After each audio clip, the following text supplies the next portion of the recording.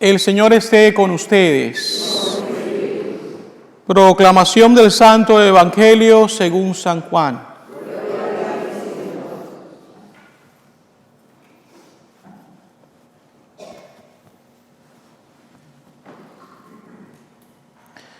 En aquel tiempo Jesús recorría Galilea, pues no quería andar por Judea porque los judíos trataban de matarlo. Se acercaba ya la fiesta de los judíos llamada de los campamentos.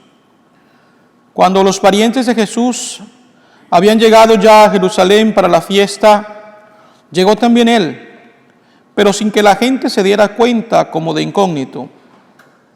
Algunos que eran de Jerusalén se decían: ¿no es este al que quieren matar? Miren cómo habla libremente y no le dicen nada. ¿Será que los jefes se han convencido de que es el Mesías? Pero nosotros sabemos de dónde viene este. En cambio, cuando llegue el Mesías, nadie sabrá de dónde viene.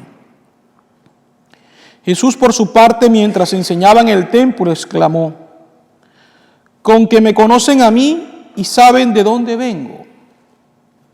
Pues bien, yo no vengo por mi cuenta, sino enviado por el que es veraz. Y a él ustedes no lo conocen. Pero yo sí lo conozco porque procedo de él y él me ha enviado. Trataron entonces de capturarlo, pero nadie le pudo echar mano porque todavía no había llegado su hora. Palabra del Señor.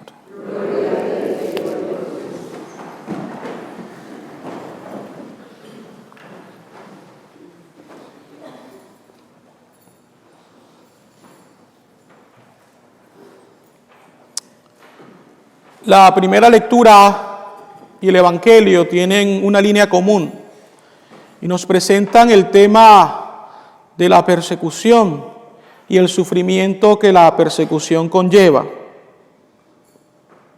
Muchos profetas y el propio Jesús, por supuesto, tuvieron que ser perseguidos y seguramente eso los llevó a tener un gran sufrimiento, pero a pesar de eso permanecieron siempre fiel a la voluntad del Padre. Hay varias cosas que yo quiero comentar con ustedes, pero voy a comenzar diciéndoles algo que me parece importante. El año pasado, cuando me encontraba en Santiago de Chile realizando los ejercicios espirituales ignacianos, lo hice en una casa de retiros que está allí a las afueras de Santiago. Y esa casa, por mucho tiempo, fue un noviciado jesuita, construido gracias al apoyo del que hoy es un santo, San Alberto Hurtado. Y es interesante porque él vivió parte de su vida allí, en ese lugar. Entonces, cuando uno pasaba por un determinado pasillo, decía: aquí predicó retiros San Alberto Hurtado. Y pasaba por una capilla y aquí predicó los ejercicios espirituales San Alberto Hurtado a los universitarios. Y en muchos lugares donde uno pasaba veía siempre mensajitos que le recordaban que él había estado allí.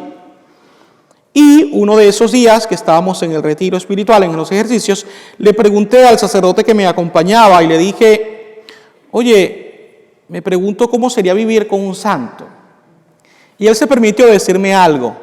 Me dice: yo he conocido a sacerdotes que vivieron aquí en el tiempo que él vivió, ya han ido muriendo, pero me dicen que no era nada fácil, porque los santos tienen pues ese deseo tan profundo de hacer la voluntad de Dios, que muchas veces resultan ser algo chocantes, es decir, que son un signo de contradicción.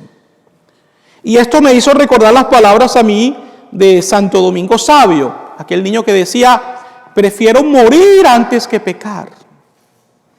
Y esto es lo interesante de los santos. Por eso nosotros los admiramos y rendimos pues un especial tributo a ellos, porque siendo hombres y mujeres como nosotros fueron capaces de apegarse tanto a Dios y comenzar así a sentir un rechazo por el pecado. Y para nadie es un secreto que a pesar de que nosotros seamos muy buenos, en ocasiones tenemos nuestras debilidades. Y se nos hace fácil tal vez cerrar un ojo e irnos por otro lado y no por donde Dios quiere. Y eso es precisamente lo que los santos buscan, es decir, ir en contra de su propio capricho, de su propia voluntad, para que sea la voluntad de Dios la que realmente siempre se cumpla. ¿Por qué hago mención a esto? Por lo que escuchábamos en la primera lectura y en el Evangelio. Se persigue a los que son justos. ¿Por qué? Porque su bondad causa rechazo. Y al fin de cuentas, esa misma bondad pone de manifiesto la maldad de los injustos. Y es por eso que se les combate. Y fíjense, pudiéramos pensar que esta persecución se da solamente en ambientes fuera de la iglesia o incluso fuera del cristianismo. Hemos escuchado hace días atrás esta noticia triste de esta muerte de estas religiosas misioneras de la caridad junto a otras personas en Yemen. Y pudiéramos pensar que los ataques vienen solamente de fuera. Yo aprovecho la ocasión para pedir, sí, lo hemos hecho, yo creo que la Iglesia Universal lo ha hecho durante estos días, pedir por el eterno descanso de estas víctimas, de estos mártires. Pero yo también quisiera invitarles a ustedes a rezar por las personas que las asesinaron. Esto es importante.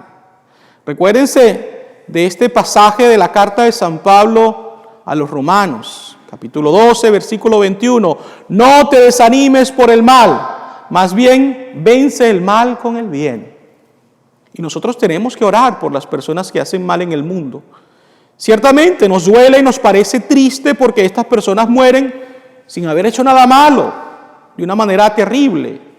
Pero eso no nos puede llevar a pensar que debemos actuar de la misma manera o odiar a las personas que hacen el mal. Por el contrario, estamos llamados a orar por ellos y a pedir por su conversión.